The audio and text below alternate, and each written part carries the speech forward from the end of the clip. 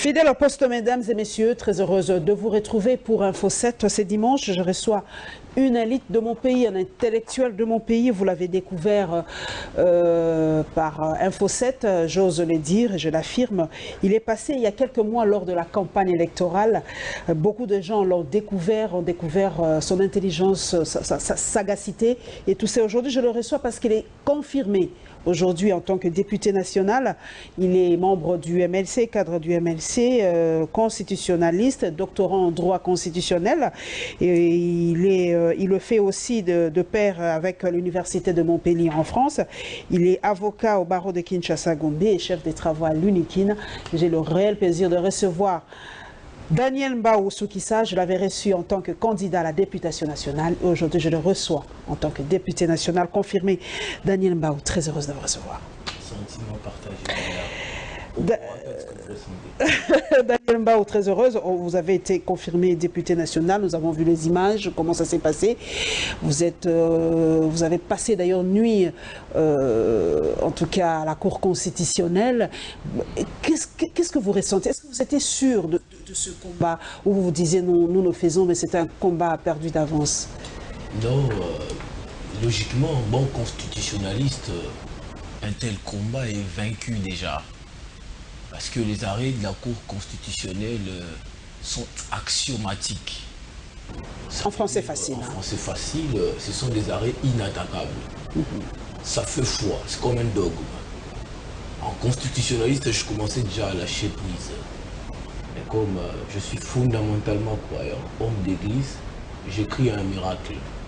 Et finalement, Dieu est intervenu et j'ai vu la main des dieux. J'ai vu, en tout cas, ça pour moi le confesser, le témoigner, j'ai vu la main de l'Éternel dans la Cour constitutionnelle. J'en suis sorti indemne, alors que j'étais victime d'une justice sélective. Aujourd'hui, vous êtes confirmé député national, vous êtes en plein vacances pour les députés et les gens se plaignent. Beaucoup de ceux qui vous ont élu d'ailleurs se disent les députés nationaux aujourd'hui ils sont en voyage, beaucoup sont à Paris, Bruxelles, Dubaï, Hawaï. Et comment Daniel Mbao se retrouve ici? Vous n'avez pas envie de voyager? Est-ce que vous êtes allé retrouver votre base de Moamba? C'était Moamba d'ailleurs. Vous avez déjà revu votre base? Logiquement, madame, avant d'y répondre, il faut recadrer les choses. J'aime simplifier mes analyses. De quel député parle-t-on? Députés nationaux, hein? Vous êtes en vacances parlementaires? Dans mon cas, parce que même là au Parlement, nous subissons un traitement sélectif. Il faut que la base en connaisse. Quoi? On vous a stigmatisé? Au-delà de la stigmatisation, au-delà de tout ce qui peut se faire comme stratégie de fragilisation de l'opposition, il n'y a que des députés de la majorité qui vont en mission. Ce sont eux qui se tapent des voyages en Dubaï, ça et là. Et pour votre information, nous n'obtenons que, je ne dis pas un maigre salaire, parce que je suis partisan de la réduction systématique de la rémunération des députés nationaux. Non.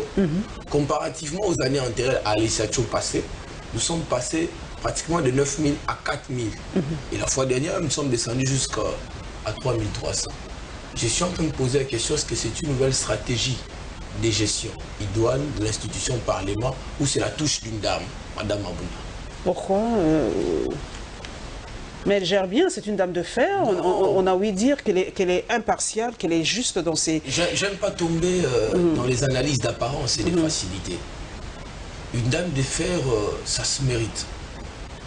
Et il arrive par moment que vos élus, vos députés soient impayés. Alors est-ce que peut-être aussi ce n'est pas le fait que Mme Mabounda est victime du système?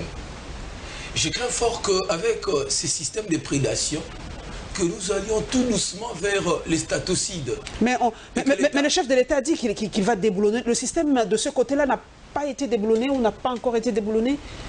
Madame, le système c'est un état d'esprit. Le système est invisible d'abord, parce que il faut saisir la dimension invisible du système avant de les paralyser dans les visibles. Ça veut dire que, simplement, les gens qui sont avec nous, nos amis, ils sont dans une logique de prédation, d'enrichissement illicite, contre la volonté du peuple. Alors, ils sont dans la démarche divergène, qui consiste Vous à avez faire la démocratie sans le peuple. Ah bon. Donc, mais maintenant, la crainte c'est quoi? Parce que tous nous recevions des balles après la législature. Qu'on dise, ben écoutez, qu'on nous fasse des index de culpabilité. Voilà, ils ont été au Parlement, ils n'ont pas travaillé. C'est non plus ce que je dis, c'est pas non plus un aveu d'échec ou d'impuissance. Je ne fais pas non plus la chronique d'un échec programmé. Mais je dis simplement que les choses ne sont pas clairement... Ne sont pas aussi roses que vous le pensez. Et puis bien plus. Nous avons passé 6 mois de tristesse et de désolation. Je me pose des questions. Que fait-on au Parlement 6 mois sans production législative, madame? Vous êtes rentré là-bas, vous n'avez rien trouvé de bon? Non, mais nous n'avons produit qu'un petit règlement intérieur. Jusqu'à aujourd'hui? Jusqu'à aujourd'hui. Parce que les questions sérieuses ne sont pas posées.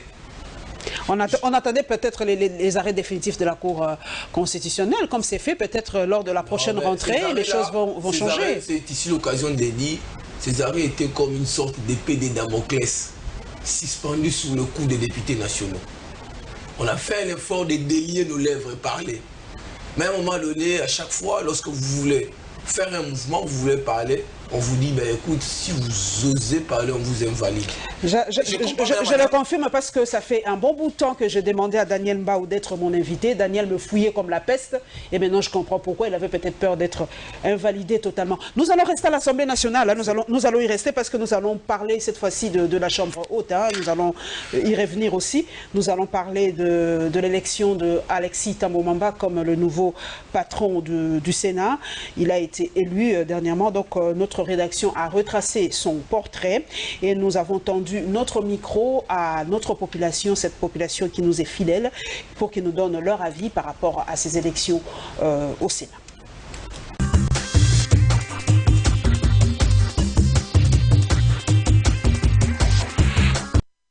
Né à Longa, le 6 mai 1943, Alexis Thambwe Mwamba est originaire du territoire de Kasonga, province du Maniema. Licencié en sciences politiques et diplomatiques, mais également licencié en droit et détient en plus une maîtrise en droit et sociologique du travail. Alexis a par ailleurs un diplôme honoris causa de docteur en philosophie. Homme d'expérience dans la gestion des entreprises, tant publiques que privées, et acteur politique, Thambwe Mwamba a tour à tour assumé les fonctions d'administrateur à la Société nationale des chemins de fer du Zaïre, à la Banque commerciale zaïroise, au Conseil d'administration des instituts supérieurs congolais, à l'Association nationale des entreprises du Zaïre, à la Société minière et industrielle du Kivu, à la compagnie financière et minière belge, pour ne citer que cela. Ancien administrateur délégué et vice-président du conseil d'administration de la Sominki et président délégué général de l'OFIDA, mais également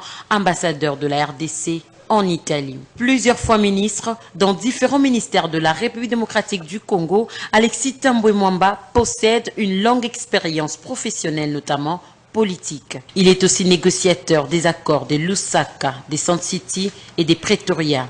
Marié et père de 7 enfants, Thambwe Mwamba est élu sénateur de la province du Maniema. Aujourd'hui, il est membre de la méga plateforme Francoma pour le changement. C'est lui le ticket gagnant de ce dernier, donc candidat président du Sénat. Son souci majeur est de faire asseoir le contrôle de l'action gouvernementale en étroite collaboration avec l'Assemblée nationale.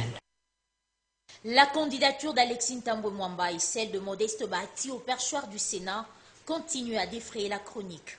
Pour ce qui nous a rencontrés dans les rues de Kinshasa, le professeur Modeste Bahati a le profil pour diriger la chambre haute du Parlement.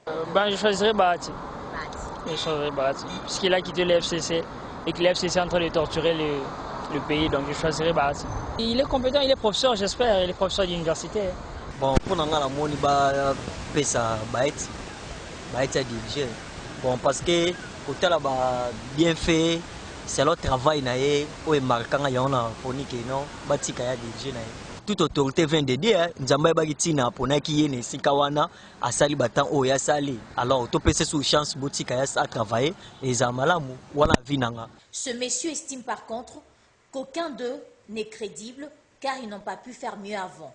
Déjà, là où ils étaient avant, ils n'ont pas assumé ce qu'ils devaient assumer par rapport aux attentes du pays. Pour moi, ils sont Personnellement, je pense pas qu'ils sont crédibles. Ce ne sont pas des personnes crédibles. Je ne peux pas leur apporter un peu de crédit pour dire que voilà, Alexis Thambwe Mwamba ou Bahati Lukwebo, non. A noter que c'est ce lundi 22 juillet que les candidats aux différents postes ont déposé leur dossier pour l'élection du bureau définitif du Sénat. Ces scrutins auront lieu ce samedi 27 juillet 2019 au Palais du Peuple.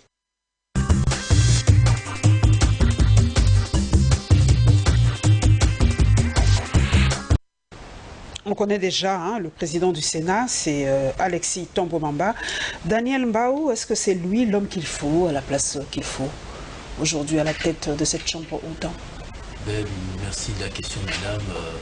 Je vais commencer à répondre à votre question sur base de la doxocratie, de la démocratie sauvagère que vous avez faite tout à l'heure là. C'est les Quinois, en tout cas... Vous avez fait balader votre micro. Vous avez entendu le son du Quinois, du Congolais moyen.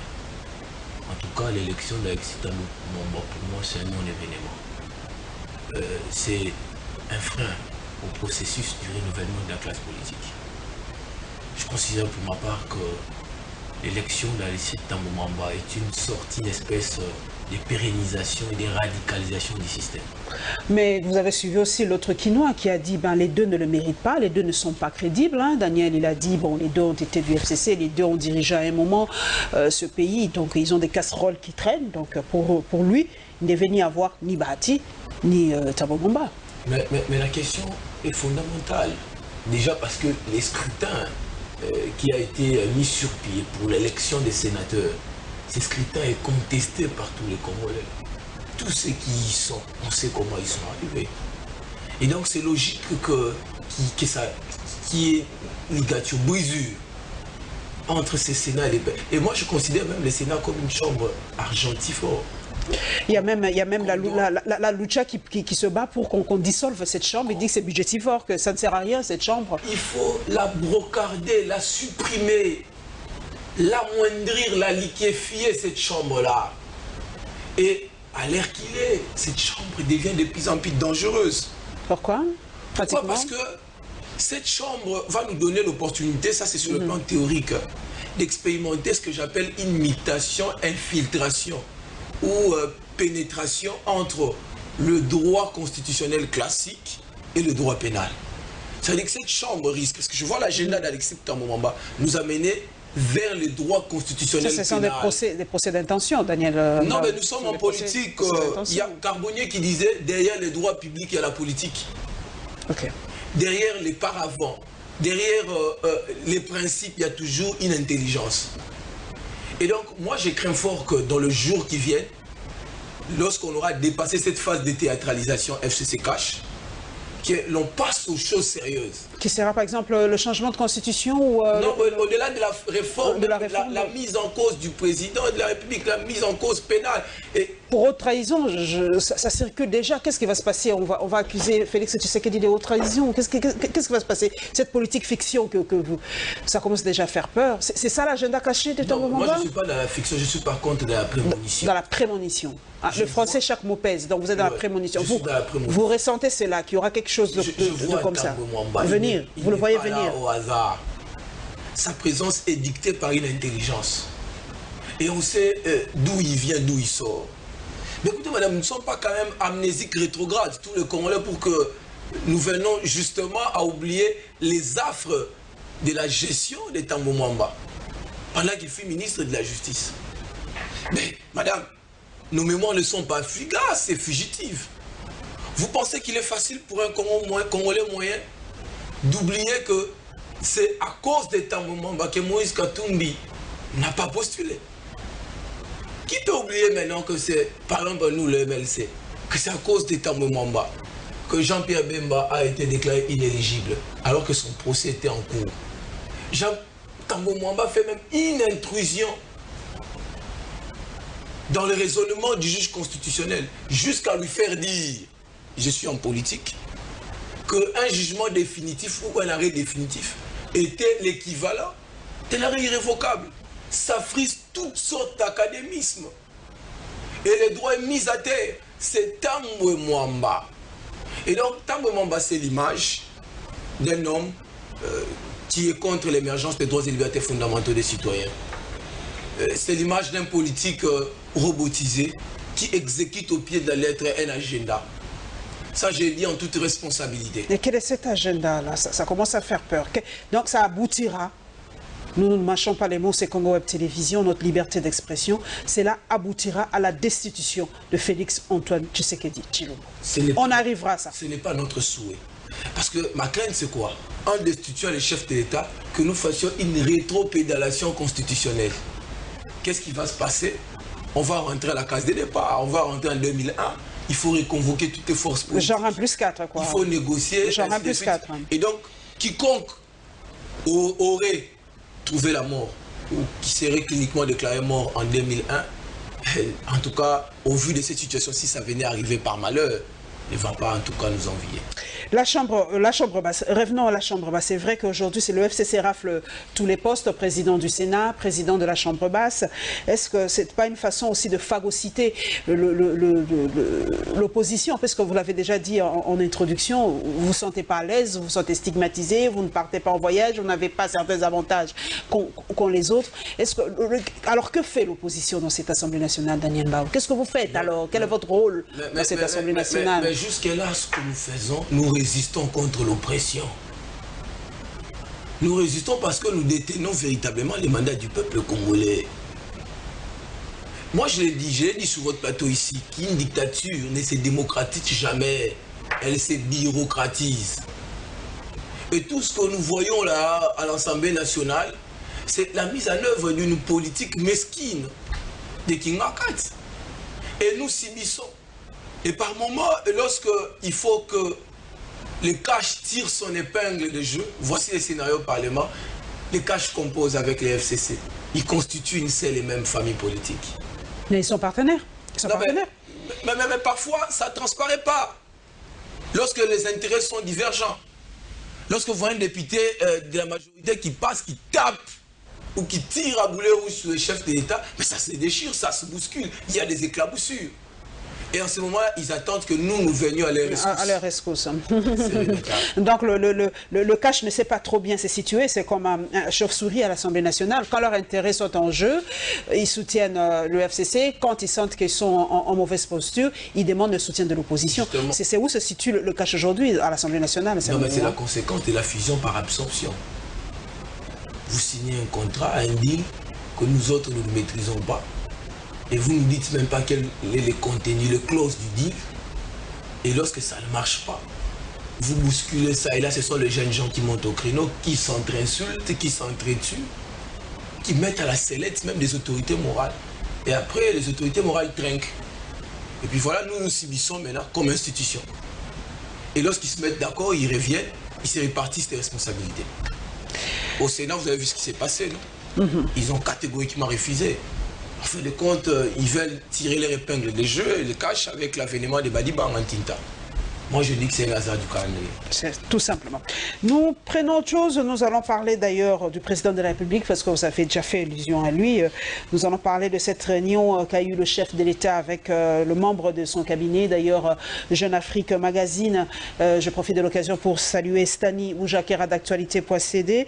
Vraiment, l'actualité nous tombe d'heure en heure, de seconde à seconde sur le net. Merci à toi, Stani, et merci pour tes tweets que nous retweetons. Merci de cette permission. Et nous allons parler aussi de comportement de certains conseillers du chef de l'État, les conseillers du chef de l'État qui se comportent pas dignement, parce qu'il y a beaucoup de dossiers. Nous allons parler un peu de ce dossier de site de CPA, mais il y en a bien d'autres, comme sur le net. Je peux voir un conseiller du chef de l'État qui s'est accaparé d'une parcelle d'une certaine Gabi Koyi dans la commune de Ngalima, vers Ngouma, vers le haut là-bas. Donc il y a beaucoup de comportements indignes de certains conseillers du chef de l'État. Plus de détails, s'il vous plaît.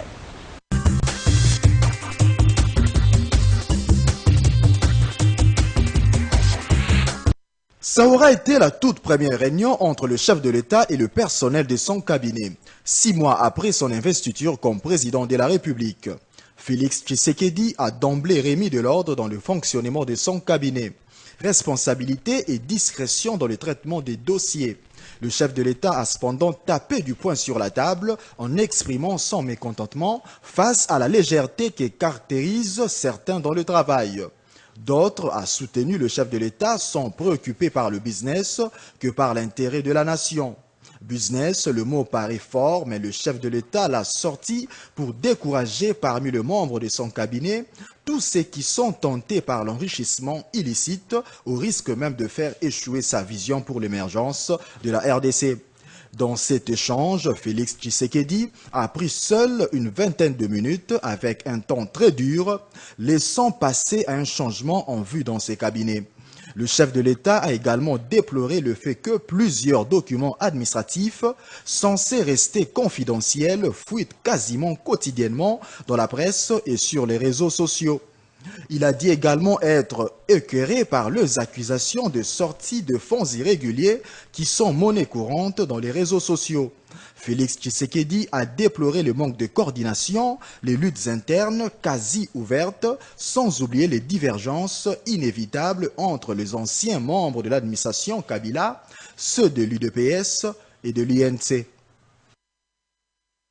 Il y a quelques mois, le pouvoir public avait reconnu les droits des propriétés du site Ngombe-Lutendele, ex-CPA, à la famille coutumière de Kimboualamboudi, représentée par le chef coutumier Baamboula Makadiriki. C'est dans ce cadre que les ministres de l'Énergie et des Affaires foncières, ainsi que le DG de la SNEL, avaient effectué une descente sur les lieux pour prendre langue avec le chef coutumier en vue de la cession à la SNEL de 4 hectares pour la construction de la station d'arrivée Zongo 2.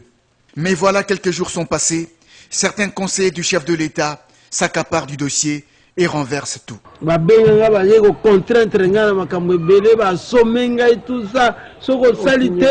de l'État,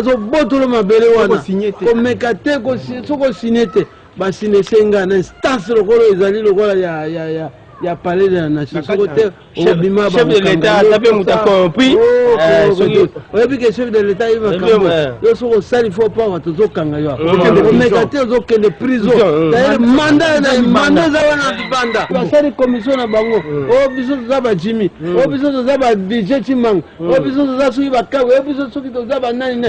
Parce que conformer kuna contraire ngai le la chef coutumier. Na le bien ouvertement. Oh, ba journaliste ba komona oh ba liba mona.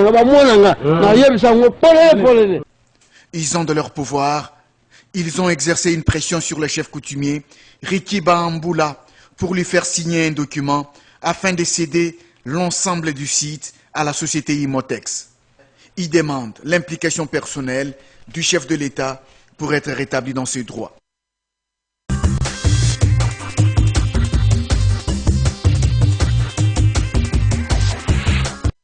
Daniel Mbaou, ça ce n'est qu'un cas parmi tant d'autres, comme je l'ai dit tout à l'heure, il y a certains conseillers du chef de l'État qui se comportent comme des brigands, et je ne mâche pas mes mots, parce que je l'ai vu aussi sur le net, une dame, Gabi Koy, qui habite à Bruxelles, qui s'est plaignée aussi qu'un conseiller du chef de l'État est chassé ou est chassé sa famille hein, dans sa parcelle vers la commune dans la commune de Ngalima, vers Ngouma, donc vers le haut là-bas.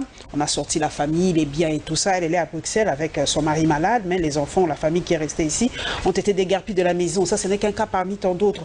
Alors, pour vous, qui est responsable de cette situation? Est-ce que c'est le président lui-même qui a nommé... Est-ce que c'est lui qui a nommé les cabinets? C'est lui qui a avalisé ce cabinet? Est-ce que c'est à lui de prendre les responsabilités, de taper de poing sur la table et de probablement changer ce cabinet? Donc, de par mon éducation civique, on ne m'a pas appris à insulter le chef de l'État ou à lui faire des clichés. Mais sinon, il faut dire qu'au-delà de tout ce qu'on peut émettre comme analyse, la République commence petit à petit à devenir une histoire des jeunes gens. Il faut qu'on se le dise. Qui conseille à spolier, qui tel a fait ceci, ça ne nous enchante pas, ça ne lève pas la nation. L'État devient mafioso, ça veut dire un espace organisé de non-droit. On ne peut pas considérer que lorsque on a une charge publique, on a plus de privilèges que ceux qui n'en ont pas. C'est par contre une responsabilité. Et nous disons en droit public que les gouvernants, ils sont les esclaves du souverain privé. Parce qu'en réalité, nous tenons notre pouvoir du souverain primaire. Tout ce qui se passe là, il y a une crise d'organisation. Et avec ces cabinets, un cabinet multicolore, où il y a FCC... Il a dit, il y a des luttes internes, les anciens de Kabila, de Fachi, de l'UNC, de Vital Kamerhe, donc ça va pas. Nous ne sommes pas loin de l'implosion. Et c'est le président qui en paiera les frais. Il a dit, fuite des dossiers, surtout dans le net. Un cabinet qui n'a pas de constitutionnalistes, un cabinet qui n'a pas des administrativistes, un cabinet qui n'a que des financiers. Avez-vous trouvé ça où? Dans quel état? On est où là finalement? Tantôt on parle de sortie déraisonnable des fonds, on parle de spoliation. Pourtant, moi je sais que le credo pour l'UDPS, c'est le peuple d'abord. C'est ça le paradigme de départ. Alors c'est ici l'occasion d'interpeller le chef d'État. Je sais que c'est un homme de cœur, que le chef d'État prenne ses responsabilités. C'est parce que s'il ne les sanctionne pas, il sera responsable par omission. Fuite des dossiers, c'est un des propos du chef de l'État. Comment vous expliquez que des dossiers ou des dossiers censés être protégés, parce que c'est quand même la présidence de la République, comment ça fuite le même jour? On les a dans les réseaux sociaux et tout ça, les conseillers qui deviennent de businessmen. Comment expliquer cela? Madame, qui veut détruire le travail du président de la République? Le fondamental, il est dans le mind. Ça veut dire dans la tête. On tient l'idée de l'État, ce qui gère actuellement.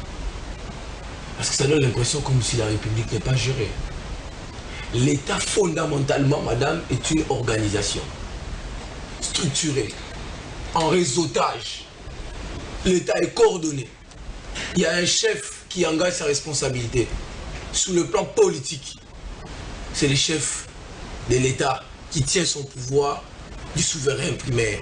Chaque 5 ans, il engage sa responsabilité. Et donc, je ne peux pas comprendre qu'on gère un État comme si l'on gérait une boutique privée. L'État ne se gère pas comme ça. C'est comme ça que j'ai toujours dit, et je ne dirai jamais assez, que plusieurs se sont retrouvés à la tête de la République, c'est-à-dire conseillers, ministres, ainsi de suite, sans qu'ils aillent passer à l'école du civisme constitutionnel. Sans qu'ils aient ne serait-ce que des fondamentaux sur l'art de diriger. Parce que la direction, la gouvernance, il y a une dimension artistique, il y a de l'art, il y a de la pédagogie. Vous y allez simplement parce que vous avez reçu, par l'effet du prince, une nomination. Ou simplement parce que la CENI a dit que c'est vous qui avez gagné les élections. Et vous vous retrouvez là conseiller, vous vous retrouvez là ministre. Ce n'est pas sérieux. Il y a bien des choses qui doivent encore être discutées, même entre l'opposition et la majorité, sur la gestion des... Mais Daniel Mbalo, on risquerait de vous taxer de haineux, hein, de toutes les façons, quand on critique ainsi. On est taxé de haineux, de jaloux, de aigris et tout ça. Est-ce que... comment vous ressentez? Est-ce que vous n'avez pas peur de taxer de ça? Non, mais dans une république, cette épithète-là n'a pas de sens, n'a pas non plus de place. Nous sommes une république, non pas parce que nous avons souhaité, nous avons voulu.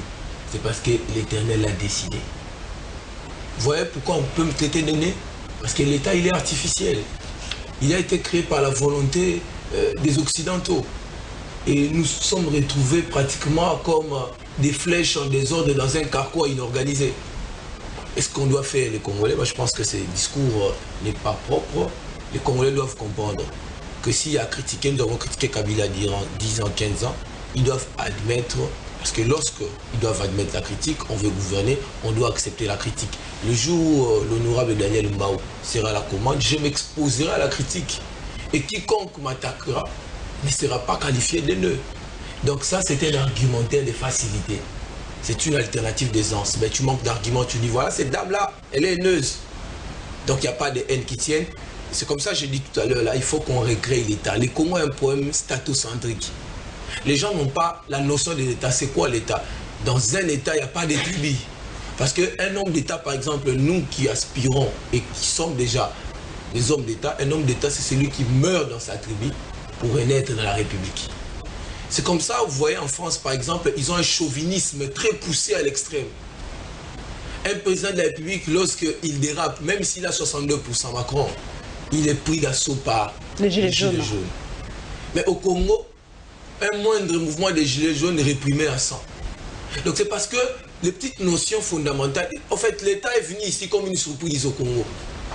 L'État, c'est un État avec des greffons extérieurs, c'est un État imposé, de sorte que même ceux qui gouvernent ne savent pas pourquoi ils sont là. Et c'est ça même la problématique que je vais poser dans une conférence.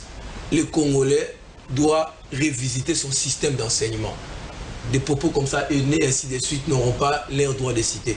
Il faut que l'enseignement soit intégral, qu'on dise finalement, on étudie pourquoi, et pour servir qui, et dans quel contexte. Lorsqu'on ne sert pas bien, si on est redevable, on doit l'être. Daniel Mbao, nous allons parler de cet accord final entre le FCC et le CASH, parce que le gouvernement sort incessamment, tout a déjà été aplani, toutes les divergences ont été aplanies. Donc d'ici quelques jours, quelques heures, nous aurons enfin ce gouvernement que nous attendons depuis le mois de janvier, et nous allons avoir la réaction de M. Kankolongo par rapport à la formation de ce gouvernement.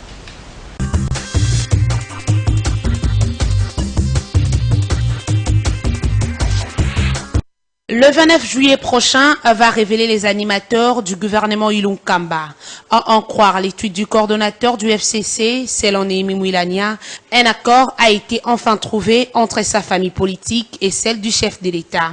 D'ailleurs, rancherait-il, Joseph Kabila, l'ex-président de la République, et Félix Tshisekedi, l'actuel chef de l'État, ont été d'un grand apport dans les négociations. Sans oublier les travaux abattus, bien entendu, par la commission d'organisation pour la répartition des sièges pour les coordonnateurs du FCC. Cet accord vient une fois de plus prouver la maturité politique des Congolais à trouver des solutions dans les circonstances particulières. Rappelons que c'est depuis l'investiture du chef de l'État que le RDC attend l'avènement du gouvernement. Selon certaines sources, le FCC s'égare de la part du Lion avec 30 ministères et 12 vice-ministères, tandis que le CASH devra se contenter de 15 ministères et 8 vice-ministères. La formation du futur gouvernement se profile déjà à l'horizon suite à la fin de négociations entre la famille politique du chef de l'État Félix Tshisekedi et celle du sénateur à vie Joseph Kabila. D'aucuns se posent la question sur le profil des animateurs devant former ces prochains gouvernements. Quant à ce, Médard Kankolongo, président de Congo en avant, s'est dit être pessimiste. Moi, je me suis battu pour une alternance avec alternative au sommet de l'État. Ça reste à déplorer. Quand vous avez déjà des gens autour chef-d'œuvre de l'État qui signent des documents octroyant d'abord 113 millions de dollars sans pour ne pas passer par l'appel d'offres, 57 millions de dollars sans pour passer par l'appel d'offres, je me dis, en fait, les politiciens congolais, ils ne cherchent que des postes pour se servir. Ces gouvernements qu'on va mettre en place, il y aura les gens du FCC, ils ont géré pendant 18 ans. Kabila lui-même nous a montré qu'il a renforcé l'Ouzolo pour traquer les voleurs. Il n'a jamais traqué. En réalité, c'est blé, bonnet, bonnet blanc. Attendons voir, comme disent les Anglais, l'avenir donnera raison, mais je ne fais pas confiance avec ce que je vois aujourd'hui. Mon peuple doit encore serrer les ceintures. Rappelons que le gouvernement Ilunkamba sera composé de membres de la coalition FCC-CASH en guise d'un accord signé préalablement.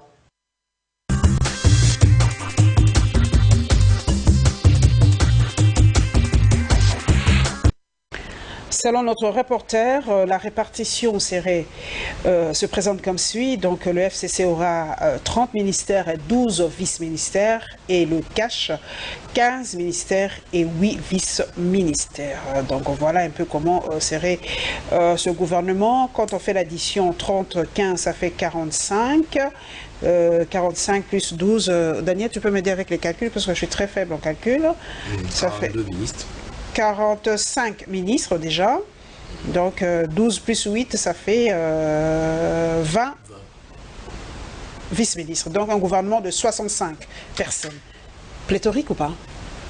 Non, le gouvernement il est fantasque, il est pléthorique et il y a une disproportionnalité entre la taille du gouvernement et la masse qui attend. Le peuple qui attend les fondamentales, les pains. Mais avant que j'en arrive aux préoccupations sociétales qui doivent être résolues à l'occasion de la mise sur pied de ces gouvernements, permettez-moi quand même de laisser un mot sur la tardivité de la mise en place du gouvernement. J'ai bien l'impression que les gens n'ont pas conscience des enjeux et des attentes qu'il y a, les attentes populaires. Les discussions étaient houleuses, il fallait qu'ils se mettent d'accord entre les ministères régaliens. Qu'est-ce que le chef de l'État devait faire? Parce qu'eux, ils ont dit qu'ils ont la majorité à l'Assemblée nationale, donc les ministères régaliens leur revenaient, ministère des Affaires étrangères, la justice, défense et tout ça. Donc ils devaient vraiment couper la poire en deux, hein, comme j'ai ouï dire. Madame, ils se sont partagés, les ministères régaliens. Mais quelle soit la hauteur des discussions entre deux partenaires en crise des ménages, toutes ces discussions ne peuvent pas l'emporter sur le droit fondamental des peuples. Madame, nous sommes aujourd'hui dans la phase de ce qu'on appelle ailleurs de l'État néolibéral, un État stratège. Un État qui est considéré aujourd'hui comme les maîtres des horloges. Un État qui gère les temps rationnellement en fonction des besoins sociétaux. C'est-à-dire un État qui est à la fois organisé, programmatique et pragmatique. C'est ce qui nous manque. C'est ce qui nous manque. Ils sont ni pragmatiques, ni programmatiques. Le temps nous appartient, le temps on s'en fout. Hein, le temps nous est compté. 7 mois comme ça sans gouvernement. Et ils vont nous dire qu'en Belgique, ils ont fait des années ou une année sans gouvernement.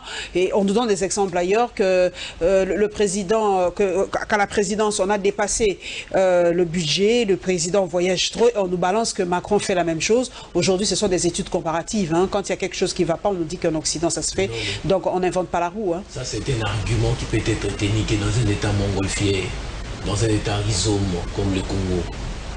Et si la Belgique pouvait patienter, ça se justifie du point de vue opérationnel et technique parce que la Belgique dispose d'une administration cohérente, organisée, très bien ficelée. En Belgique, on peut vivre une année sans gouvernement. Sur le plan sociétal, même de l'administration et de la justice, rien ne change. Alors, pourtant, la Belgique, c'est un État où finalement les gens qui gèrent ont un intellect, excusez-moi, assez élevé. Les Congolais, nous l'avons aussi, mais peut-être que nous avons un problème de conscience interne. Au Congo, on n'a pas d'administration. L'administration est encore grabataire. Les fonctionnaires ne sont pas payés qu'en 5 mois d'impayement. Il n'y a pas de conscience citoyenne. Dans un contexte comme celui-ci, vous décidez de ne pas mettre sur pied un gouvernement. Or, le gouvernement obéit à une logique dans une démocratie. Le gouvernement, c'est l'organe, c'est la structure de l'État qui répond à la quotidienneté des besoins des citoyens. Donc, en réalité, vous refusez formellement de répondre aux besoins fondamentaux de ces peuples. Parce que, entre guillemets, vous n'avez pas pu assouvir votre faim politique. Parce que FCCK, vous n'êtes pas mis d'accord sur des postes ministériels. Nous leur avons dit en liminaire, chers amis du FCCK, ça, c'est un mariage de contraire. C'est un mariage contre nature. Dites-nous simplement que soit vous êtes dans une forme de cohabitation. Ils partagent la même conception politique. Ce sont des, soit vous êtes dans la ce sont des sociolibéraux, hein, comme on dit. Donc, UDPS et PPRD, c'est la même chose. Ils partagent le même concept politique. Mais pourquoi ils se sont bâtis 10 années, 20 années? Il y a eu même des morts, je me souviens, il y a mon ami Boukson qui a été brûlé vif au siège de l'UDPS. Pourquoi l'avoir laissé mourir s'il y avait une accointance idéologique? Madame, il y a un problème dans notre mind. Et par rapport au dépassement budgétaire à la présidence, c'est vrai, on nous dit le président voyage trop, il a déjà dépassé, Jeune Afrique d'ailleurs publié, d'autres sites l'ont d'ailleurs publié, ils ont donné des chiffres que le président a déjà dépassé son quota prévu, mais on nous dit non, pourquoi vous dites ça? Puisque Macron fait la même chose aussi, on nous a d'ailleurs même, ceux qui sont dans la communication du chef de l'État nous balancent les voyages de Macron. Macron a fait 46 voyages, 76 voyages en 6 mois. Est-ce que cette comparaison tient la route? Non, madame, nous disons... Hein, nous devons nous taire carrément face à ce que fait le président de la République. On dit, comme vous l'avez dit, la comparaison n'est pas raison. Mais aussi, penser sans comparer est impensable. Et lorsque nous comparons la situation du Congo à celle de la France, apparemment c'est comme si on était dans un état voisin de la démence. La France qui a un budget de plus ou moins 435 milliards. Et vous avez un pauvre budget qui tourne autour de 4, 5, 6 milliards. Est-ce que Macron peut dépenser en termes de dépenses ne représente pas en tout cas tout point de vue et même les 0,5% des prévisions budgétaires. Mais nous par contre, ce qui se passe aujourd'hui engloutit la moitié des prévisions budgétaires. Et il y a des marchés qui sont offerts. De gré à gré. C'est ce qu'a dit ce monsieur, de gré à gré, il y a des marchés comme ça. Finalement, il y a des gens qui s'enrichissent, nous apprenons, parce que nous avons des informations qui viennent de partout. Il y en a qui s'étapent des châteaux, ainsi de suite. Alors, des maisons à Nyangwe, on en a appris. Oui, la question fondamentale maintenant qui reste, c'est de savoir où est la part du peuple. Où est la part des fils Moukoko dans tout ça. Mais cette coalition par rapport au changement, au déblonnage du système, M. Kankolongo l'a dit, s'attendait à ce qu'il y ait des nouvelles têtes, des nouvelles personnes. Est-ce que ce sera la déception? Parce qu'on a l'impression, peut-être, on ne sait pas. Attendons voir comme on l'a dit. Est-ce qu'il y aura des nouvelles têtes ou ce seront toujours les mêmes personnes qui reviendront? Parce que déjà au Sénat et à la Chambre basse, on a vu, il n'y a pas vraiment des nouvelles têtes, tout ça. Pour vous, vous avez l'impression que ce sera la continuité, les mêmes têtes qui vont être présentées comme ministres? Il faut dire vrai. Hein. Si je fais une analyse froide, je me réalise qu'il n'y a pas de changement notable sur le plan de la forme, aussi bien du fond, dans l'agencement de ces nouveaux régimes ici. Ces régimes ici, c'est reconfiguré simplement. Tout simplement, il n'y a pas de changement de fond. Hein. C'est une reconfiguration. Hier, c'était les FCC qui nous a sévi, qui nous a bâillonnés, qui nous a réprimés. Aujourd'hui, les FCC se redimensionnent. Les FCC prend un nouveau visage, il devient polymorphe. C'est maintenant les FCC cash. Mais je ne sais pas ici identifier les vraies intentions à l'intérieur de cette vaste coalition. J'aimerais bien vous poser une question assez personnelle. C'est vrai que Jean-Jacques Mamba est un de vos amis le plus proche, mais moi, nous fuyons, nous avons ouï dire qu'on l'a débauché pour qu'il sera probablement dans le nouveau gouvernement, je ne sais pas. Est-ce que, Daniel Mbao, si on vous sollicitait d'être dans ce gouvernement, vous êtes jeune, intelligent et tout ça, est-ce que vous serez d'accord? Est-ce que vous pouvez apporter cette intelligence au service de la nation en étant vice-ministre ou ministre? Madame, on apporte l'intelligence au service de la nation lorsque celle-ci s'inscrit dans la forme prescrite par les lois de la nation.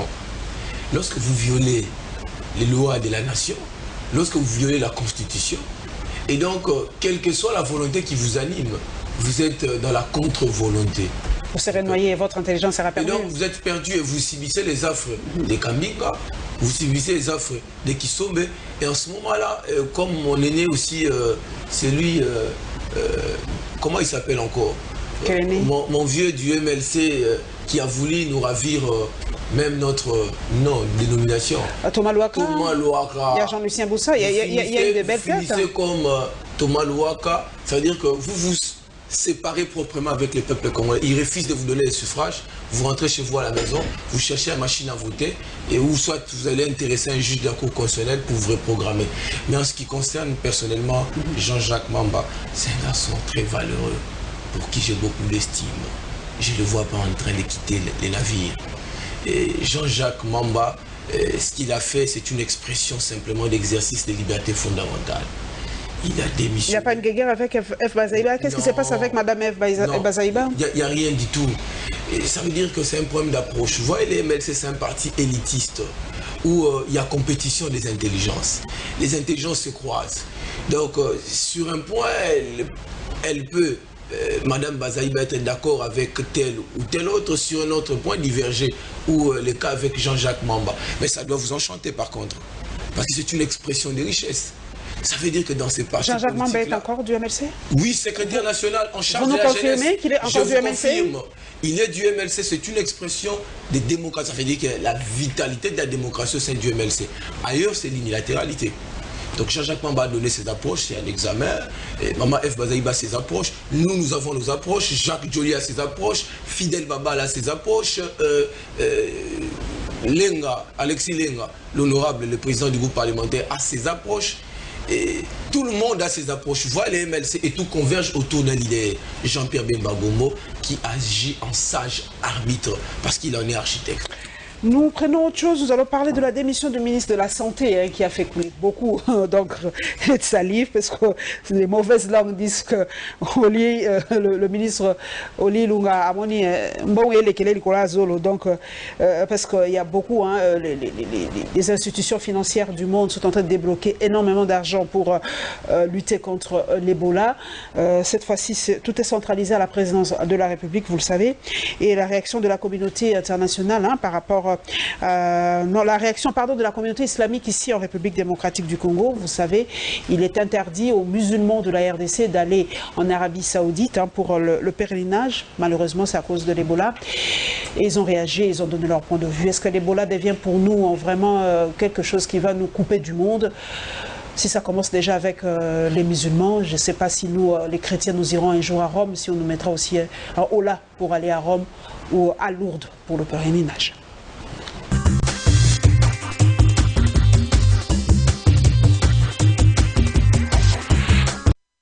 Réagissant à la lettre d'émission du ministre de la Santé, l'éditeur du journal Impact News estime que c'est une fuite en avant de la part du docteur Oli Ilunga.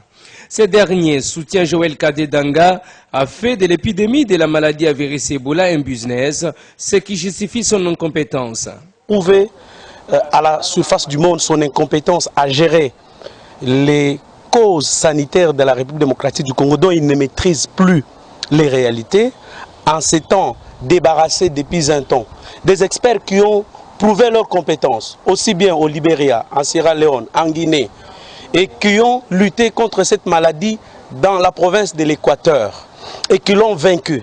Mais que chez nous, ça nous réunisse au jour d'aujourd'hui, 1700 morts, et que le ministre reste insensible. Nous avons dit au président de la République qu'il puisse mettre en place un comité multisectoriel, multidisciplinaire, de telle sorte à engager une guerre contre cette maladie qui décime les populations. Il avait fallu que le président de la République puisse prendre cette décision un peu plus tôt afin de mettre fin à Ebola Business. Ebola Business que l'on a constaté dans le chef du ministre. Et aujourd'hui qu'on lui a coupé des lèvres sous le pied, il se lève pour démissionner.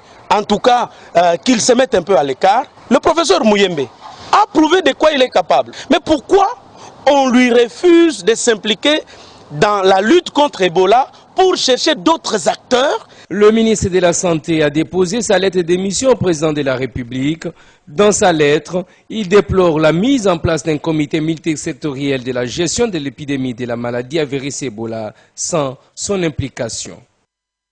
Nous avons été déjà informés par une lettre officielle du ministère des Affaires du pèlerinage saoudien.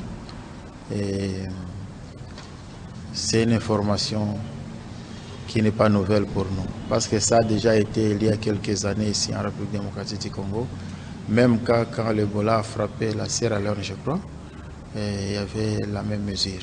Oui, comme croyant, parce que les gens s'est préparés pour aller effectuer leur pèlerinage à la Mecque, et quand les nouvelles sont tombées, en tout cas, nous étions un peu déçus, et un peu découragés, ça c'est vrai, mais compte tenu aussi des principes islamiques, un croyant aussi peut accepter et se soumettre à cette décision parce que c'est une décision salvatrice. Il n'y a aucune conséquence. Parce que aller à la Mecque, bien sûr, c'est le 5e pilier de l'islam pour celui qui a les moyens. Dieu a bien précisé dans le Saint-Coran. Et dans le cas précis, on n'a pas moyen d'aller à la Mecque parce que nous sommes frappés de cette épidémie.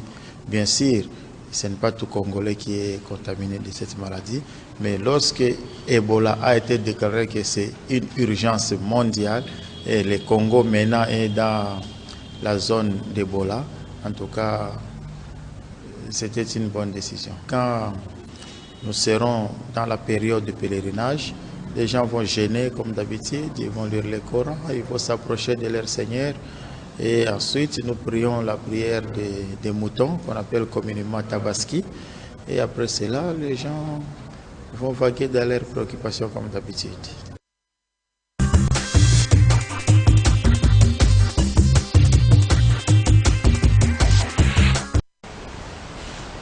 Daniel Baou, 1704 décès pour l'Ebola. Nous avons suivi notre confrère Joël Kadé qui s'est dit qu'aujourd'hui, l'Ebola devient un business. C'est l'Ebola business. Il y a des vaccins qu'on doit expérimenter, qu'on apprend qu'on doit expérimenter sur des cobayes congolais. Est-ce que pour vous, c'est pas tout ça qui a fait que Oli Ilunga ait claqué la porte parce qu'il s'est dit, mais bon, on l'a pas associé. Hein, cette fois-ci, il y a trop comment je peux dire, d'où viennent les décisions, il y a vraiment dispersion de centres de décision par rapport à la lutte contre l'Ebola. Une bonne décision pour Oli Ilunga? Non, mais je vais donner une réponse mesurée. Hein. Parce que la question doit être réglée de manière holistique, sinon on se perd en conjecture. La question doit être abordée du point de vue clinique, du point de vue business, mais aussi du point de vue politique et sécuritaire. Et tout y entre, tout entre en jeu. Quoi. En jeu. Et si Oli Ilunga a démissionné, quelque part il a tort de démissionner sitôt. Pourquoi? Parce que il est obligé d'être ministre, même par le fait du serment d'Hippocrate. C'est un déni de responsabilité. Il est médecin. Médecin. C'est refuser d'accompagner ces pauvres concitoyens qui sont malmenés, décimés par une épidémie mortifère comme Ebola. À mon sens, j'estime que la décision était irresponsable. Il y a même des gens aujourd'hui, excusez-moi de vous interrompre un peu, vous êtes député national, donc vous avez la nation entre vos mains, Daniel Baou, rassurez un peu cette population. Est-ce que cette maladie existe réellement? Parce qu'aujourd'hui, il y a des gens qui disent que non, ça devient du business, la maladie a déjà été éradiquée, c'est déjà fini, mais comme il y a des millions qui doivent tomber dans l'escarcelle de l'État, dans les institutions, on continue à nous faire croire que cette maladie perdure. Il y a même des mauvaises langues qui ont dit qu'il y a même quelqu'un sur Internet, je ne sais pas si vous avez suivi, un membre de la Croix-Rouge qui a même posté une vidéo que Ebola est déjà à Kinshasa dans la commune de Lingwala. Donc est-ce que ce n'est pas une façon pour eux de bouffer simplement de l'argent? Est-ce que cette maladie existe? Qu'est-ce que vous en dites à l'Assemblée nationale? J'étais en train d'aborder l'aspect clinique avant d'aborder l'aspect business. Comme vous m'avez coupé l'herbe au pied, allons-y. Parlons de l'aspect business. Tout ce qui s'est fait sur Ebola, moi je crois vous l'avoir dit sur votre plateau ici. J'ai soupçonné beaucoup d'affabulation des laboratoires. Parce qu'il y avait des gens qui tiraient les épingles des jeux. J'avais dit que nous avons un épidémiologue spécialiste internationalement reconnu à la personne du professeur Mouyebe qui devait être depuis lors mis à contribution pour l'éradication définitive de ces fléaux, qui nous a suivis. Et après finalement nous apprenons que Oli Ilunga l'a mis de côté. Le problème d'Ebola c'est quoi? C'est depuis OMS, tenez madame, je crois que vous avez l'information, depuis l'OMS a déclaré que l'Ebola au Congo était devenu comme en quelque sorte une urgence mondiale internationale et qu'il fallait faire la collecte des fonds sur le plan international. Ça suscitait des tensions, des intentions et même des attentions. En tout cas. De sorte que aujourd'hui même la présidence s'en accapare. Parce que nous, la presse, nous nous plaignons maintenant, il n'y a plus de bulletins de communiquer sur Ebola. Chaque jour, nous avons des relevés, mais ça fait depuis que la présidence est là. Le service de la com de la présidence, nous lançons un appel, les journalistes se plaignent, il n'y a plus de relevés quotidiennes pour la maladie d'Ebola. Ça fait depuis une semaine que nous n'avons rien de tout ça. Donc on ne peut plus publier sur Ebola. La présidence, faites votre travail, s'il vous plaît. Et donc, il y a beaucoup de questions qui entrent dedans. L'argent, parce qu'il semble plus de 300 millions de dollars débloqués pour éradiquer. Parce que la communauté internationale se voit à l'insécurité. Du fait qu'il semble, c'est une évidence quoi. On a découvert un cas isolé à Goma. Goma est un aéroport international. Donc, la crainte que par cet aéroport qui est diffusion de la maladie. C'est déjà arrivé en Ouganda, hein, vous vous rappelez. Qui est diffusion de la maladie. Alors, il faut créer des zones de riposte. Il faut contrecarrer la maladie, il faut être accompagné, il faut même un protocole de surveillance. En principe, le protocole de surveillance, l'OMS signe avec les gouvernements. Mais la présidence de la République veut s'en accaparer. Pourquoi? La présidence n'est pas le gouvernement, c'est ça, il y a un broglio. Un broglio total, justement parce qu'il y a même des millions, il y a une ligne de fonds libérés pour l'expérimentation du virus. Du vaccin. Du vaccin, excusez-moi. Le premier vaccin a été tenté, c'était un échec criant. Ça, c'est au Libéria. Hein? Et le deuxième vaccin, on veut l'expérimenter sur des cobayes, nous, les Congolais, avec des conséquences cliniques fâcheuses. Oli Ilunga ne voulant pas porter le chapeau de la responsabilité, c'est comme ça qu'il a démissionné en toute responsabilité. Ça, c'est du point de vue clinique. Mais du point de vue businessman, en tout cas, c'est de l'argent. Madame, il faut entrer dans ce secteur-là. On connaît, pharmaceutique, on connaît. Pour vous en rendre compte, je ne vous verrai plus revenir ici présenter des émissions. Parce que je vais gagner des millions. Vous enrichir. En tout cas, en quelques poussées de secondes, cet embargo de la communauté islamique congolaise, est-ce que cela ne va pas s'élargir pour d'autres communautés de Dieu, par exemple, pour nous, les chrétiens, pour aller à Rome ou à Lourdes et tout ça, si les musulmans disent des agnettes pour les leurs qui sont ici en RDC, nous avons peur, nous aussi, que la communauté nous interdise. Non, mais madame, la crainte, elle est là. Je crains fort quand même que ça s'élargisse. Exactement. Que l'on puisse même interdire nos officiels, nous les officiels, d'aller en Europe ou aux États-Unis simplement parce que nous allons présenter un haut risque. C'est une évidence, il faut que le gouvernement prenne ses responsabilités. Et madame, je peux souligner ici, c'est l'occasion, depuis que nous sommes au Parlement, 6 mois, personne n'en parle. De l'Ebola? Personne. Comment ça, vous n'en parlez pas? C'est un cas grave pour un pays. Comment vous n'en parlez pas? Et vous parlez de quoi à l'Assemblée nationale? Non, mais les gens sont préoccupés à avoir des postes de responsabilité. Les gens sont préoccupés à museler l'opposition. Les gens sont préoccupés à nous interdire les débats démocratiques. Et lorsque vous faites une motion dans ce sens-là, madame, avec le système qui est institué dans notre règlement intérieur, on vous minorise. Comment vous vous en sortez? Et la crainte maintenant, en fin de compte, que tous recevions des balles de la part de la population, qu'on nous mette à la sellette, qu'on dise, mais écoutez, vous n'avez pas été conséquent, vous n'avez pas été responsable, vous avez très mal géré, alors que nous avions de bonnes intentions. 2023, c'est pas très loin, hein? C'est dans quelques années. Nous allons à la Senco, vous le savez, hein, les responsables de la Senco sont allés chez Museveni, ils ont parlé de l'insécurité, parce que là nous prenons le dossier de l'insécurité, ils ont parlé de l'insécurité à l'est de la République et l'insécurité encore dans le sud-est, c'est à Kasumbalesa, dans la grande province du Katanga.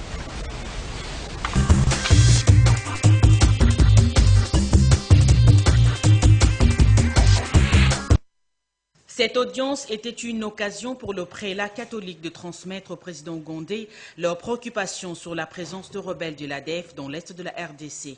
Au cours de l'échange avec les évêques de la Senco, Yoweri Museveni a rassuré de sa détermination à collaborer avec les autorités congolaises pour démanteler ces groupes armés encore actifs en RDC, car cela constitue un danger également pour le pays de la sous-région. Ces groupes armés présents en RDC est en effet opposé au régime du président ougandais, mais commet des exactions sur la population congolaise. Le chef de l'État ougandais a indiqué dans un communiqué que l'implication de populations concernées serait d'une grande importance. Pour ce faire, Monseigneur Marcel Outembi a réitéré ainsi de l'épiscopat congolais à accompagner comme autorité morale avec les églises sœurs ainsi que les États concernés dans la lutte contre l'insécurité dans la région pour la restauration de la paix, soulignent les communiqués des évêques de la Senco. Une manière d'accompagner le chef de l'État congolais Félix-Antoine Tshisekedi Tshilombo dans sa vision d'éradiquer tous les groupes armés opérant à Beni, Butembo, Lubero et autres coins du pays. L'heure est donc aux actions de grande envergure pour mettre fin aux tueries longtemps enregistrées dans cette partie du pays avec un chiffre estimé à près de 10 millions de morts. Des personnes non autrement identifiées ont fait irruption dans la résidence d'un agent de la DGM située à Nyukoyu, à Kasumbalesa. Selon les témoins, ces inciviques exigeaient de ce cadre de la DGM affecté au poste frontalier de Kasumbalesa une grosse somme d'argent. Pendant les discussions, l'homme a déclaré n'avoir pas la somme exigée. Une réponse qui a provoqué la colère de ces malfrats, allant jusqu'à le poignarder. La victime n'a pas supporté le choc et a succombé sur place, rapporte notre source. Ayant appris la nouvelle, la police est descendue sur les lieux. Mais elle n'a pas eu l'accès facile. La population poussée par la colère lui a refusé l'accès au lieu du crime. Les coups de feu ont été tirés en l'air pour disperser la population. 2 heures après, la police a réussi à récupérer le corps puis l'acheminer à la morgue de la Sodimiko. La population a à l'occasion dénoncé l'insécurité qui a érigé domicile dans cette partie du Haut-Katanga. Nous sommes désormais fatigués avec l'insécurité. On transforme Kasumbalesa en Beni. Ici, c'est pas la zone de guerre, a lâché un manifestant. La population en appelle donc à l'implication du chef de l'État, Félix-Antoine Tshisekedi, avant que la situation ne s'empire. Notons par ailleurs que ces hommes armés ont visité plus d'une dizaine de maisons dans cette partie de la République démocratique du Congo.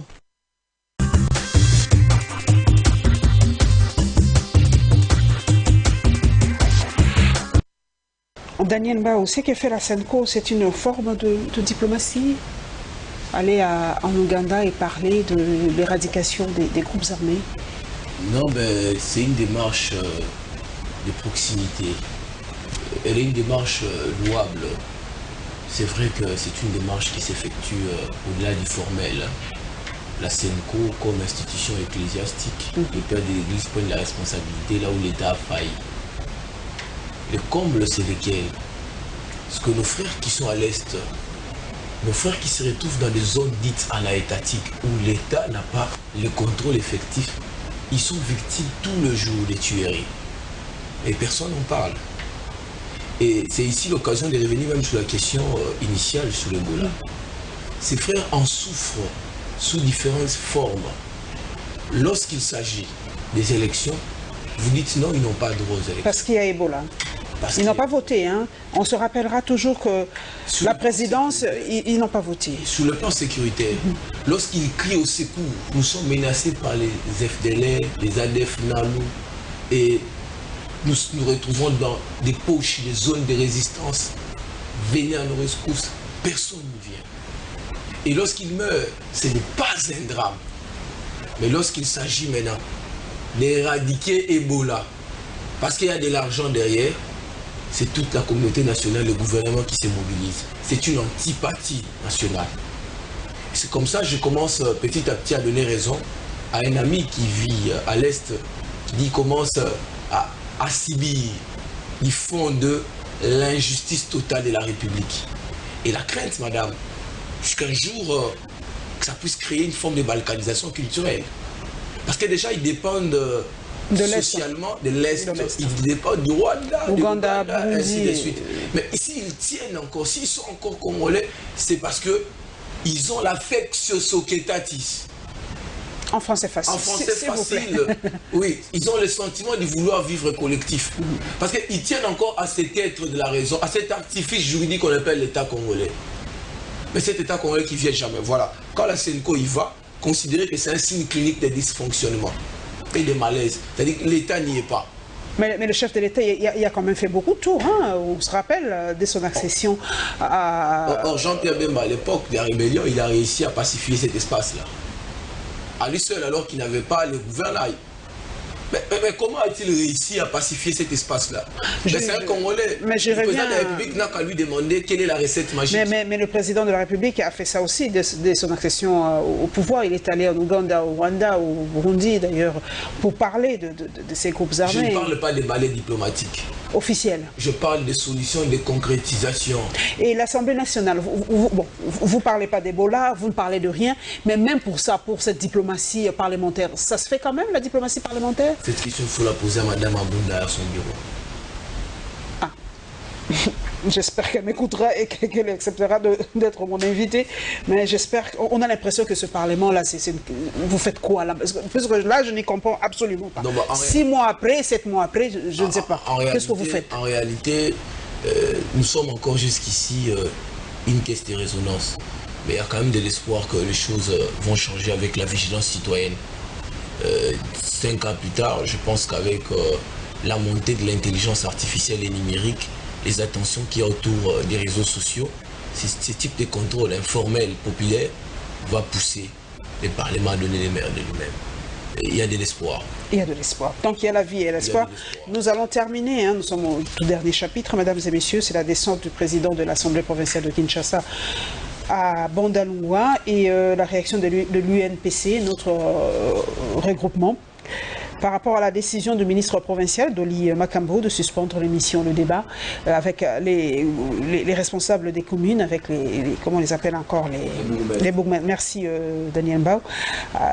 Cette émission a été très très suivi. Je ne sais pas si cela mettait mal à l'aise les bourgmestres, parce que de toutes les façons, il nous faut, vous gouvernez des gens, vous ne gouvernez pas des moutons, vous avez un devoir de redevabilité, parce que nous, comme l'a dit Daniel Mbaoussoukissa, nous avons donné notre pouvoir et vous nous devez.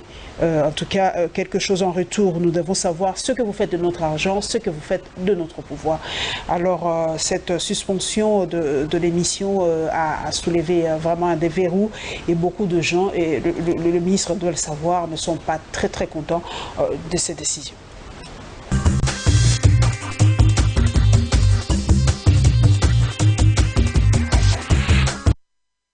Bandalungwa, sa commune, mais aussi son fief électoral.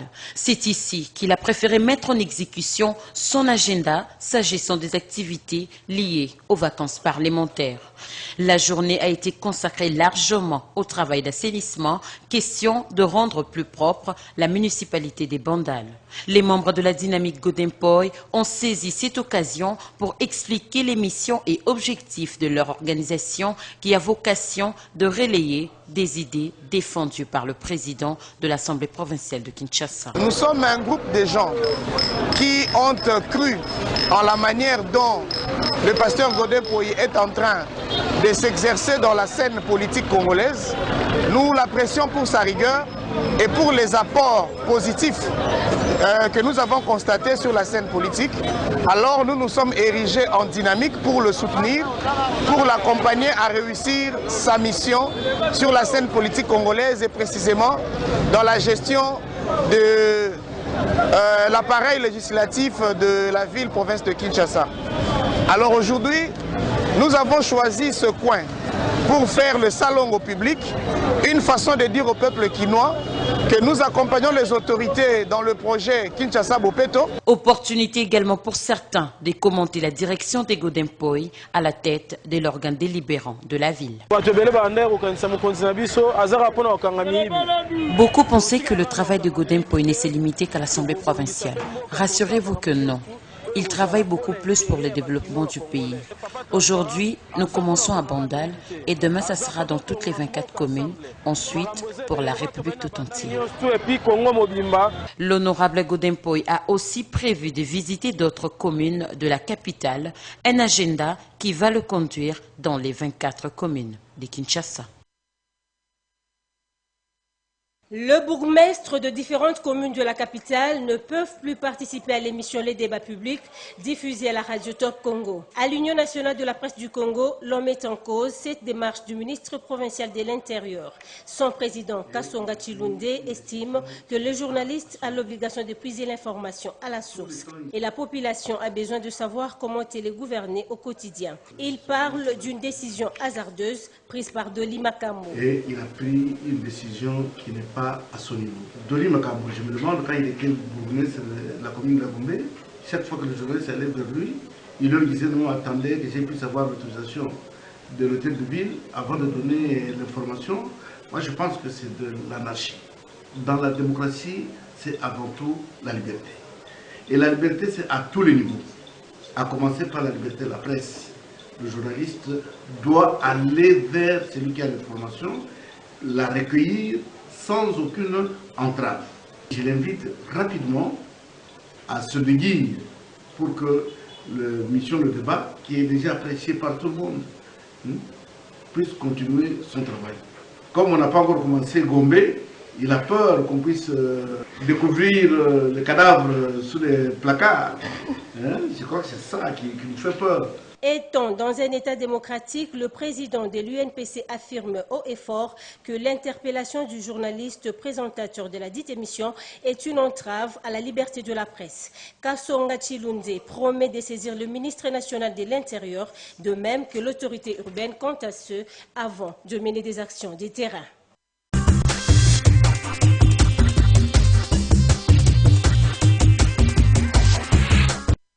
Daniel Bao, là je prends le volet constitutionnaliste de tout en droit. Cette suspension de l'émission de débat avec les bourgmestres, ce n'est pas une entorse à la liberté d'expression garantie par notre constitution. Bon, ici, lorsque vous me posez la question comme constitutionnaliste, j'aimerais saisir la problématique sous des volets. Okay. Les premiers volets suivant l'angle institutionnel et les deuxièmes volets suivant l'angle citoyen.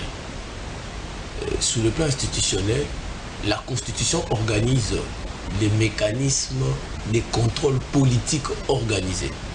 Ces mécanismes se cristallisent par des techniques de redevabilité, de révocabilité interne. Et donc c'est un jeu intra-institutionnel que l'aucun qualifie de jeu de flux et reflux. Hein? Donc contrôle assemblée provinciale, contrôle gouvernement provincial, ainsi de suite. Donc sous ce point de vue strictement institutionnel, un bourgmestre ne relève pas du journaliste ou de la compétence du journaliste. Sur le plan institutionnel, il ne peut pas se soumettre au contrôle d'un journaliste. Mais sur le plan citoyen, aujourd'hui, la démocratie commence à prendre des allures. Quand vous appelez contrôle, une émission, c'est un contrôle. On sait que nos fêtes ici, pour vous, c'est un contrôle. Mais le débat, ce n'est qu'un jeu de questions-réponses. Est-ce que c'est un tribunal? C'est l'impression que vous donnez comme si l'émission, le débat était un tribunal. Dans le langage technique, cet exercice d'échange peut constituer un contrôle qu'on appelle contrôle inorganisé, non assorti de sanctions. Parce qu'à la suite de ce contrôle, le bourgmestre ne sera pas évincé. Il n'engage pas sa responsabilité. Mais ce contrôle, j'ai dit, les citoyens, il est important parce que ce contrôle tire la sonnette d'alarme. De sorte que ceux qui sont au niveau de la superstructure institutionnelle, qu'ils sachent ce qui se passe au bas de l'échelle pour qu'ils prennent des mesures idoines et correctives. Donc, je suis un peu nuancé. J'ai dit, du point de vue institutionnel, les bourgmestres ne relèvent pas d'un journaliste futilement citoyen. Et du point de vue citoyen maintenant, effectivement, c'est un bel exercice. Et je n'aimerais pas qu'on puisse organiser une escapade parce qu'on a des bourgmestres qui sont devenus comme des fonctionnaires de carrière. Alors il faut déboulonner les systèmes, aérer les systèmes. Il faut que les gens sachent effectivement quels sont ou quelle est l'étendue de la responsabilité d'un bourgmestre. Vivement les élections municipales alors, hein, d'ici là, je ne sais même pas. Mais la vraie démocratie, si ça va se tenir, elle est locale. Je plaide en faveur de la mise en œuvre de la démocratie locale. Mais on n'en veut même pas. Si des simples missions comme ça, on nous boulonne, alors pour les élections municipales Daniel Mbao, je ne sais pas ce qui va se passer. Mais pourquoi? Parce que le bourgmestre n'est rien d'autre que l'obligé du peuple. Et ce peuple-là, c'est sa commune, ceux qui habitent sa commune. Il doit être redevable. Et il ne peut l'être que par des mécanismes de votation. Le peuple ne sait pas se mirer dans le bourgmestre. Le peuple ne sait pas se retrouver dans le bourgmestre simplement parce que le bourgmestre, c'est quelqu'un qui est tombé de nu. Il n'y a pas de lien intime. Je vous le dis simplement, il y a une crise identitaire entre ce peuple-là et ceux qui prétendent gouverner dans les collectivités de base. Donc moi, je plaide en faveur de la mise en œuvre des élections locales. C'est là où la démocratie vibre. C'est là où les jeunes ont la possibilité de montrer de quoi ils sont capables. Voilà, nous sommes en train d'atterrir, Freddy Kipimo nous le signale. Nous n'allons pas terminer sans parler un peu de l'avenir de cette coalition FCC-CACH, parce que chaque fois on veut prendre une décision, ça nous prend des mois et des mois et des mois de conciliabule. Daniel Mbao Soukissa, député national, quel est l'avenir de cette coalition? Ça ira jusqu'au bout? Jusqu'en 2023? On va résister à cette coalition? Comment vous voyez les choses? La coalition est déjà très mal partie parce qu'elle s'inscrit dans un cadre constitutionnel qui est réfractaire à la coalition. Le régime semi-présidentiel. Ce régime semi-présidentiel, c'est un régime qui fonctionne bien, soit avec la cohabitation, soit avec la coïncidence des majorités. J'ai dit tout à l'heure. Pas avec la coalition. Ça ne marche pas très bien. Une coalition composite entraîne la dilution de la responsabilité et de la redevabilité. Or, la démocratie, en règle générale, requiert la clarté. On ne sait pas finalement qui est responsable et qui dit quoi. Ça crée de la cacophonie. Et c'est un système qui entraîne la fragilité, la précarité dans la gestion de la chose publique. Et donc, nous sommes partis pour 5 ans peut-être. Ça va vous choquer, madame. 5 ans de misère, 5 ans de tâtonnement, de balbutiements. Parce que si dans la coalition, il n'y a pas de bonne foi, la barque va chavirer. Ça, c'est bien clair. Donc, parce que, comme j'ai dit tout à l'heure, de telles coalitions génèrent des problèmes de cohérence. Parce qu'on a d'une part l'IDPS qui s'est dit démocratique, concédant. L'IDPS est démocratique. Et on a de l'autre côté les FCC qui s'est dit démocratique, mais nous savons qu'il est mandocratique. Il est prédatocratique. Donc on sent comme un mouvement de contrariété et de répulsion en même temps. Des êtres qui s'aiment. Coalition contre nature. Ouais, des êtres qui s'aiment. C'est une forme d'idylle bicolique.